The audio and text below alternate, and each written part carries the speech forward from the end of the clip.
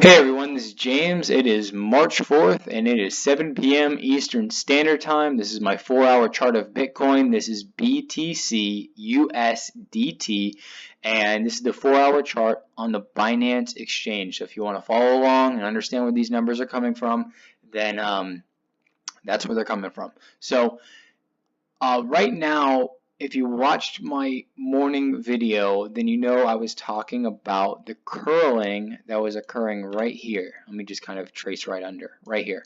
And I said that was a bullish indicator and that I believe that the price was going to head higher. And I said as long as price did not break this line set right here, where I'm drawing this U, then I was still going to remain bullish on Bitcoin. And nothing has changed for me. What I also talked about was that any gains basically occurred in the weekend action, price action, would eventually be negated or minimized as much as possible to allow the futures market to take advantage of it and the Monday through Friday crowd. So I don't think, if cryptocurrency follows the bigger markets too, like where the bigger players come in Monday through Thursday, sometimes Monday through Friday, then this market's going to get held, and it's going to get held through whatever manipulation they need possible. And I'm not out here like spewing conspiracies, but I've been doing this for over 9 years now almost, and I can tell you the manipulation happens, and it's easy to do, especially for whale players when they realize that people are getting crazy and crazy extended, and that's why you can see these intraday massive reversals, and you can see these $300, $400, $500 bars.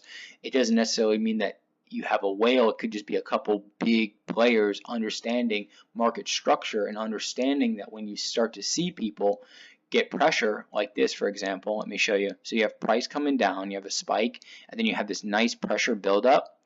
Guess what most people are thinking? When your mindset is looking at this, what are you thinking when all you have to remember is this move right here?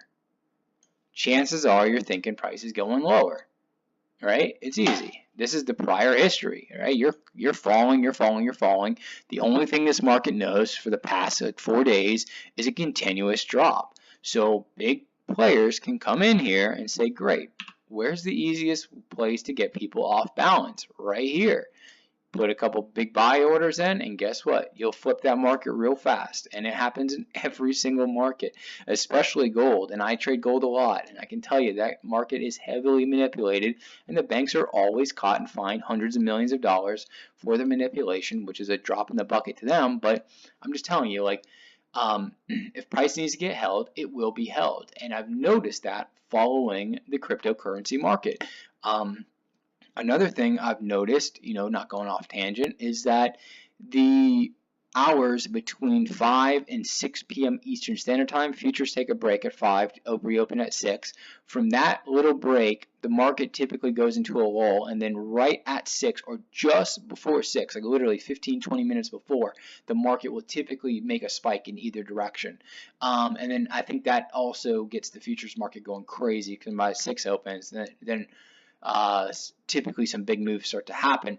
And also what I think is happening because of that is that the domestic markets here in the United States, they are closing out their positions, because if you are in Bitcoin and you do have a rather large position, I'm sure if you've been trading Bitcoin and other cryptocurrencies, then the overnight gets very risky. And you can have your stops in, but there are some wild stop runs that happen overnight. And I have seen some crazy things occur overnight just to watch a stop run happen, and then the market immediately reverse. So literally in the middle of the night, like 3, 4 a.m. Eastern Standard Time. So I've noticed that. And then I've also noticed on the flip side, by 4 to 5 a.m., price starts to change right there, because I believe the Asian market, for example, is closing out because they know that they don't want to get whipped around at their night when they're sleeping. So that's what I've noticed following this market. But anyways, not to diverge, I just wanted to kind of make that aware to everybody, and if anyone sees anything different, just comment, let me know what you think. But anyways, we're moving up, right? We're staying in this consolidation. I do think we're going to stay within this consolidation throughout the night. I do think that we might break out. As we do break out, there's going to be a lot of fear right around this top at 11,786. There's two scenarios that are going to happen. We're either going to hit this area, we might peak just slightly above it and then get rejected right back down, probably into this purple box, maybe as deep as here, and then build up the energy necessary to break that top, because there's going to be a lot of fear, there's going to be a lot of sell orders, there's a lot of negative energy right here in this area for price. So the other scenario is that we burst through, come back, retrace under, because a lot of people are going to think, oh, I'll just place my stop right here, and you're going to get busted out real quick, and then head higher from there. So those are my two scenarios. Regardless of what happens, I knew that we were going to have a lot of resistance in the 11,400, 11,500 zone. If you've been watching my videos, I've been talking about those zones.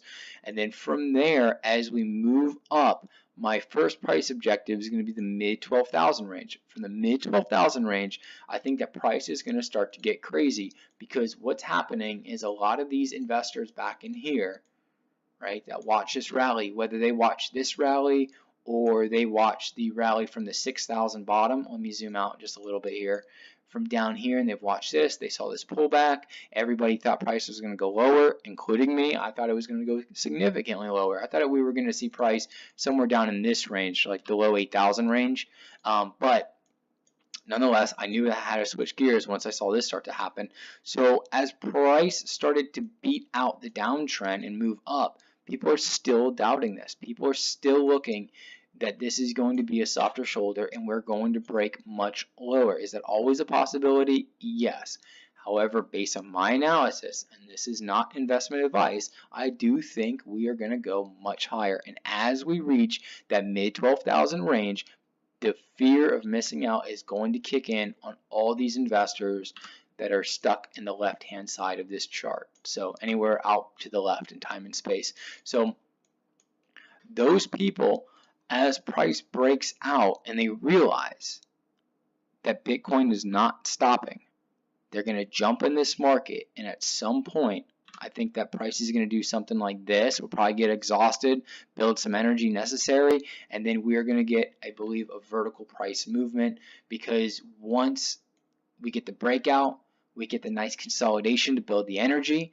Everyone's going to think, oh geez, we're going back down, we're going below 9,300. You know, everybody's going to get their fangs out, and that's going to be quickly reversed. And as that reversal happens, I think we're going to see some crazy bars in Bitcoin once again. However, if you do look on the overall chart, like I've been showing in my prior videos, that price is very muted compared to past performance. So everything to the left is extremely volatile. You can see the wild swings that we had, and you know, you can just see the volatility there, and then you can see how muted this market is. So I do think that when I say vertical, it's not going to be like this, where we're going to shoot to 20, 50,000 or something crazy like that.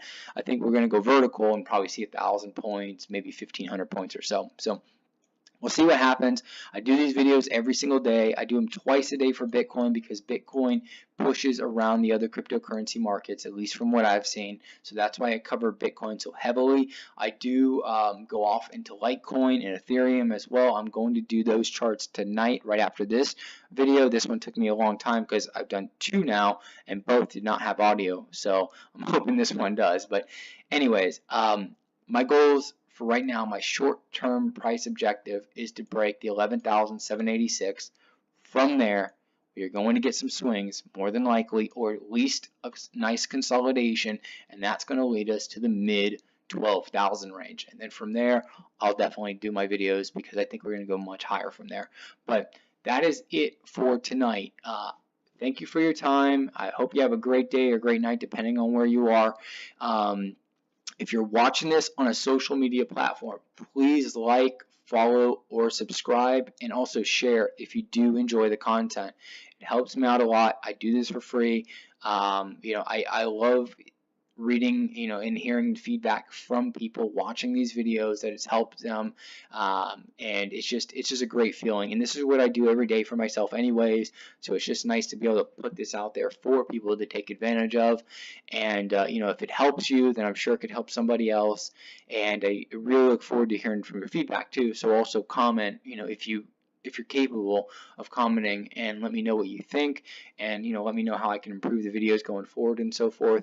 I do not give buy and sell entries or anything like that. All right, these videos are just what they are. They're me explaining price action based on frequency, and that's all. I'm never gonna say where to buy. Don't ask me. I cannot do that, unfortunately. But so if you do ask those questions, I'm not going to respond to them, but just understand it's not that I don't like you. It's not that I'm ignoring you. It's just I cannot put myself out there like that. So I try to give my analysis. I try to give my objections, and then I have to give the disclaimer that it's not investment advice.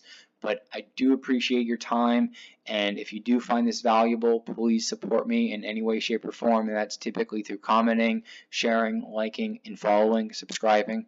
But anyways, that's it. I'm going to do a Litecoin video, an Ethereum video, and then I may do a stock market and gold video as well too later.